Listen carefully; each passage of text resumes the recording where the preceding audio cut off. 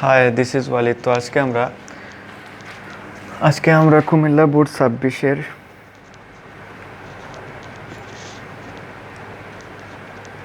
ফিজিক্সের এই সৃজনশীলটির সমাধান করব।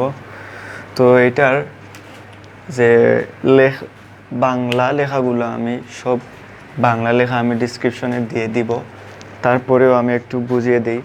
ক নম্বরে বলা হয়েছে যে ফোকাস দূরত্ব কাকে বলে। ফোকাস দূরত্ব হলো গিয়ে গুলীয় দর্পণের মেরু থেকে প্রধান ফোকাস পর্যন্ত দূরত্বকে ফোকাস দূরত্ব বলে। খ নম্বরে বলা হয়েছে অবতল দর্পণ একটি অভিসারী দর্পণ কেন ব্যাখ্যা করো। প্রধান অক্ষের সমান্তরাল একগুচ্ছ আলোক রশ্মি অবতল দর্পণে আপতিত হলে প্রতিফলনের পর রশ্মিগুলো প্রধান অক্ষের উপরে একটি নির্দিষ্ট বিন্দুতে মিলিত বা অভিসারিত হয়। আলোক রশ্মিকে এভাবে এক বিন্দুতে পুঞ্জীভূত বা মিলিত করার এই ধর্মের কারণে অবতল দর্পণকে অভিসারী দর্পণ বলা হয়।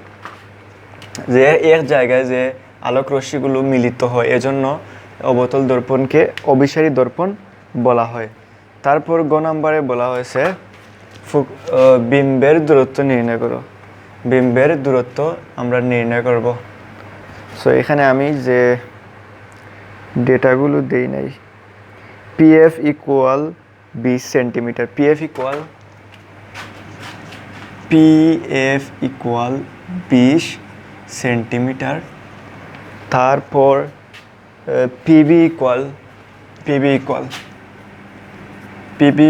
50 সেন্টিমিটার মেবি।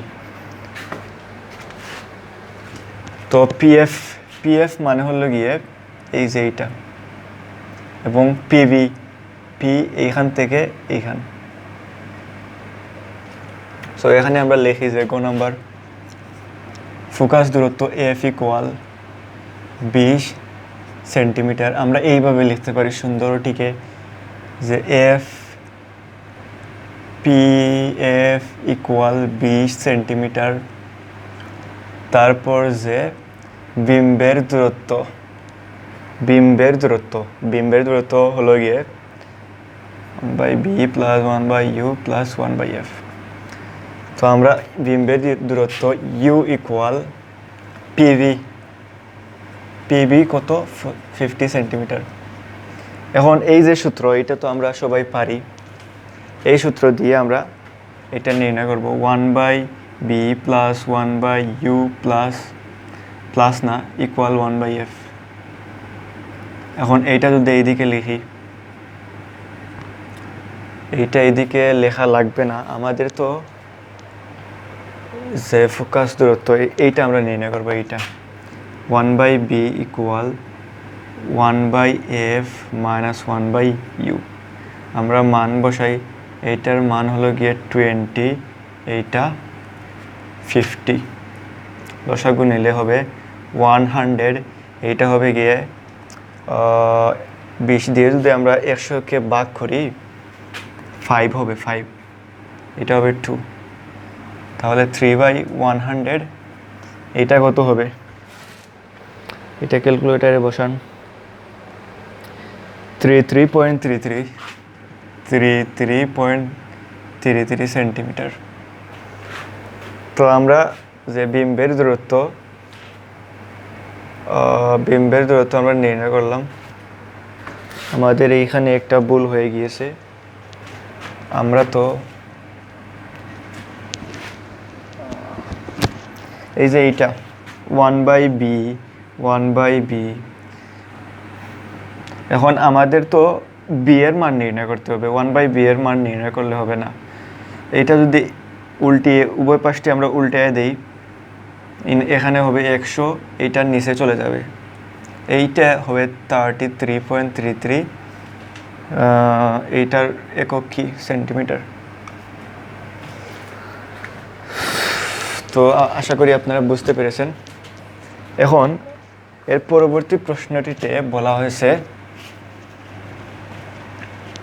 কোন জায়গায় যে লক্ষ্যবস্তু রাখলে, কি বলা হয়েছে গ নম্বর প্রশ্নে, উদ্দীপকের দর্পণটিতে কোথায় বস্তু স্থাপন করলে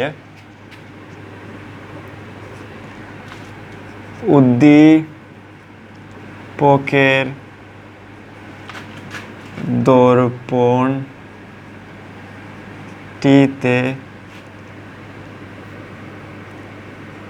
কোথায় বস্তু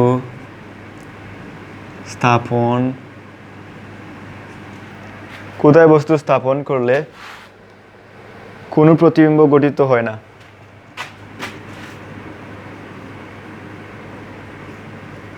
প্রতিবিম্ব গঠিত হয় না, ব্যাখ্যা করো। তো আমরা এইটা ব্যাখ্যা করব। এইটা যদি হয় একটি দর্পণ, অবতল দর্পণ,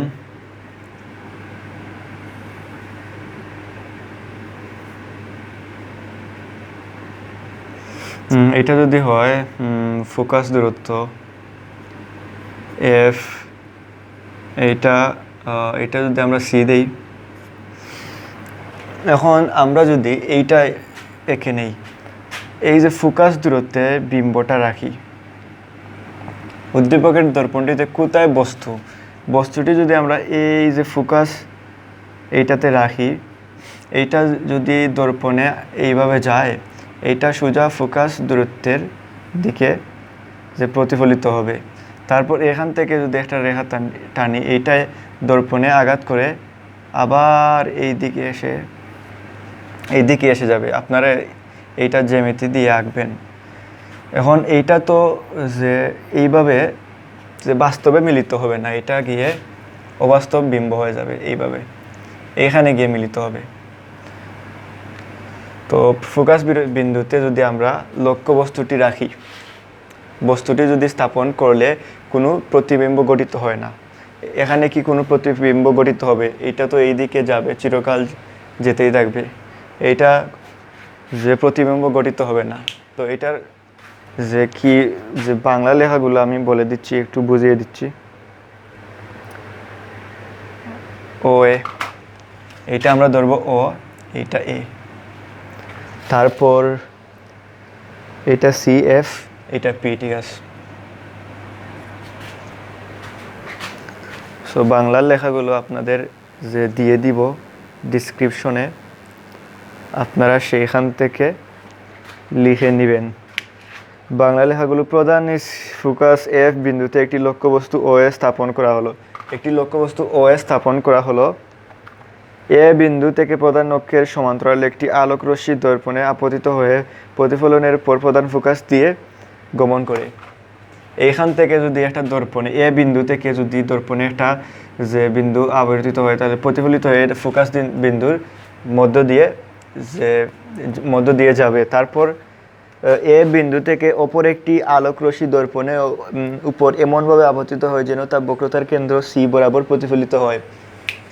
এই যে এইটা যদি এ বিন্দু থেকে এইখানে আপতিত হবে, তারপর যে বক্রতার কেন্দ্র বরাবর কি হবে? প্রতিফলিত হয়ে ফিরে আসে। এই প্রতিফলিত রশ্মি দুটি পরস্পর সমান্তরাল হয়, তারা দর্পণের সামনে বা পেছনে কোনো দিকেই মিলিত হয় না। আমার এইখানে যে একটি ভুল হয়েছে, এইটা এই দিকেও মিলিত হবে না। আমি তো এইটা স্কেল দিয়ে আঁকি নাই, জ্যামিতি দিয়ে আঁকি নাই, এজন্য আমাদের এইভাবে যে মিলিত হবে, কিন্তু এটা মিলিত হবে না, এটা চিরকাল এই দিকেই চলতে থাকবে। তো এই বাংলা লেখাগুলো আপনি লিখে নেবেন ডিসক্রিপশন থেকে। সো এটাই ছিল আজকের সৃজনশীলটির সমাধান। তো দেখা হবে আপনাদের সাথে পরবর্তী ক্লাসে।